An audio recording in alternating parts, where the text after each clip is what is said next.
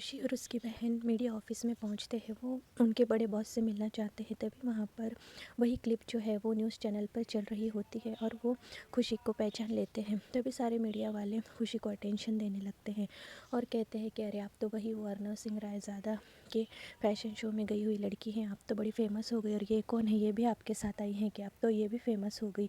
ये सारी बातें खुशी को बहुत बुरी लगती है और वो कहती है कि आप कैसे इंसान हैं, कैसे लोग हैं आप, आपके गाँव के लड़की की इतनी सारी बदनामी हो रही है और आप सब लोग बस अपने चैनल की वाहवाही लूटने में लगे हुए हैं। उस क्लिप के वायरल होने से मुझे और मेरे पूरे परिवार को कितना कुछ सुनने को मिल रहा है और आप लोग हैं कि इस तरह की बातें कर रहे हैं। फिर उसको सारा हादसा याद आता है। फिर वो वहाँ से चली जाती है।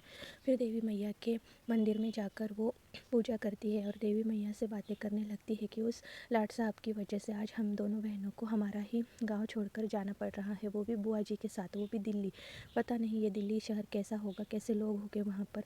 तभी वहाँ पर वो लड़का आ जाता है जिसका नाम श्याम होता है, जिसने उस दिन खुशी को उन गुंडों से बचाया था और फिर खुशी भी उसे पहचान लेती है। फिर वो कहता है कि आप दिल्ली को इतना बुरा क्यों कह रही हो, क्या आप दिल्ली में किसी को जानती हो? तब वो कहती है कि जी नहीं, बस मेरी बहन और बुआ जी हम इनको ही जानते हैं। वो कहता है कि मैं भी दिल्ली से ही हूँ और कभी आपको किसी चीज़ की ज़रूरत पड़े तो ये लो मेरा कार्ड रख लो, कभी दिल्ली आए तो मुझसे मिलना। फिर शाम को पायल और खुशी जो है जाने की पूरी तैयारी कर चुके होते हैं और खुशी को वहाँ से जाने का बिल्कुल भी मन नहीं होता और फिर उसके पिताजी भी उन्हें साथ में खाने का सामान दे देते हैं। लेकिन खुशी की अम्मा उससे किसी तरह की कोई भी बात नहीं करती। अपनी माँ की ऐसी नाराज़गी देखकर खुशी रोने लगती है।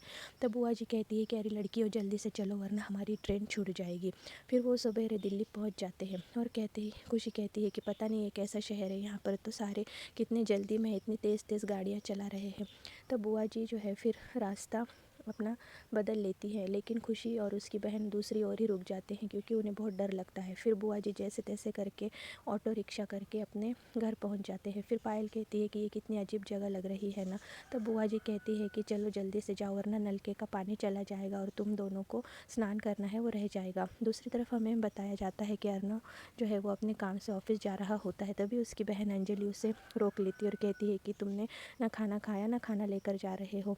तब वो कहता है कि दीदी अभी लंदन से डॉक्टर आ रहे हैं, आप अपना चेकअप करवा लीजिए। तब वो कहती है कि तुम्हें हमेशा डॉक्टर की ही पड़ी होती है। तब अर्नव उससे कहता है कि आपका इलाज अच्छे से अच्छा हो इसलिए मैंने लंदन से खास डॉक्टर बुलाए हैं ताकि आपका पैर ठीक हो सके और आप ऐसी बातें कर रही हैं। तब वो कहती है कि अच्छा ठीक है, मैं अपना चेकअप करवा लूँगी। फिर दूसरी ओर दिखाया जाता है कि खुशी और पायल नहा कर आ जाते हैं और पायल बुआ जी के लिए चाय लेकर आती है। तब वो कहती है कि हाय रे नंद किशोर, अब क्या करें, ये सब मामला हो गया है अब। और खुशी जो है वो लाइट्स के बटन बंद ऑन कर रही होती है। तब वो कहती है कि या किट पिट कर रही हो। तब वो कहती है कि यहाँ पर बिजली नहीं आती। तभी वहाँ पर पायल के पिता का फ़ोन आता है और वो दोनों बहनें अपने पिताजी से बात कर रही होती है। तब उसके पिताजी कहते हैं कि यहाँ सब कुशल मंगल है, तुम खुशी का ख्याल रखना, वो दिल की बहुत साफ़ है और अपनी ही तरह का सभी को समझती है। तभी उसकी माँ भी वहाँ पर आ जाती है और खुशी जो है अपनी माँ से बात करना चाहती है। फिर खुशी की माँ उससे बिना कुछ कहे ही फ़ोन हाथ में लेकर खड़ी हुई होती है। तब खुशी कहती है कि अम्मा अब तक हमसे नाराज़ हो गया, अब ये टेबल पर गोला बनाना बंद कीजिए, मैंने देवी माँ का प्रसाद बना कर रखा था, आपने बांट दिया ना। और ऐसे ही वो बातें करते करते रोने लगती है। तब वहाँ पर बुआ जी कहती है कि उसके सगे माँ बाप का फ़ोन है तो उनसे बात भी नहीं करने देगी क्या। फिर फ़ोन वहाँ पर पायल बात करके रख देती है और फिर बुआ जी कहती है कि जाओ अपना कमरा साफ़ करो। तो वो कमरा पुराना सा धूल में लिपटा हुआ होता है और खुशी कहती है कि हमें यहाँ पर रहना होगा। फिर वो देवी मैया की मूर्ति को प्रस्थापित करती हैं और काम में लग जाती है। फिर वो वहाँ का पूरा धूल मिट्टी कचरा सब झाड़ू से साफ़ करने लगती हैं और वहाँ की खिड़की खोल देती है ताकि ताज़ी हवा आ सके।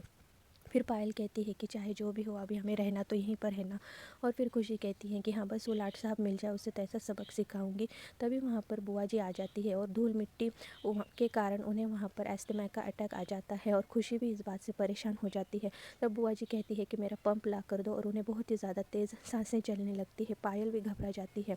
फिर खुशी को पंप नहीं मिलता तो वो कहती है कि मैं बाज़ार से जाकर लेकर आती हूँ। फिर वहाँ पर वो एक पड़ोसी को पूछती है कि यहाँ पर मेडिकल स्टोर कहाँ पर है। तो वो पड़ोसन उसे बता देती है, लेकिन वो वहाँ पर पहुँचे कैसे क्योंकि उसे तो यहाँ पर कोई भी नहीं जानता और वो ना यहाँ के रास्ते जानती थी और ना ही ऑटो मिल रहा था। तभी वो गैरेज वाले के सामने उनका स्कूटर खड़ा हुआ देखती है और उन्हें बिना बताए ही वो स्कूटर लेकर वहाँ से चली जाती है और कहती है कि आने के बाद मैं आपसे माफ़ी मांग लूँगी। तभी हम अर्नव को देखते हैं और उसे फ़ोन आता है कि जिस लड़की की क्लिप्स आपने मीडिया में दे दी थी उस न्यूज़ चैनल को, वो लड़की वो लखनऊ छोड़कर जा चुकी है। लेकिन असल में खुशी और अर्नव तो दोनों एक ही साथ दिल्ली में होते हैं। वहाँ पर खुशी को रास्ते समझ में नहीं आते तो वो नो एंट्री में ही अपनी गाड़ी चला लेती है। तभी पायल का फ़ोन आता है और वो कहती है कि खुशी अभी बुआ जी ठीक है, पड़ोस वाले आंटी ने लाकर उन्हें अस्थमा की दवाई दे दी थी। तब खुशी कहती है कि अच्छा ठीक है, मैं नई दवाई लेकर वहाँ पर पहुँचती हूँ। और तभी खुशी का गाड़ी का और अर्नव की गाड़ी का एक्सीडेंट हो जाता है और फिर अर्नव अपनी गाड़ी से नीचे उतर कर देखता है कि किसने उसके कार को टक्कर मारी, और वो तो खुशी होती है और वो दोनों एक दूसरे को देखकर एकदम शॉक रह जाते हैं। इसके बाद जो होगा वो हम आने वाले एपिसोड में देखेंगे। Please like and subscribe my channel. मेरे सभी सब्सक्राइबर्स का बहुत ज़्यादा शुक्रिया।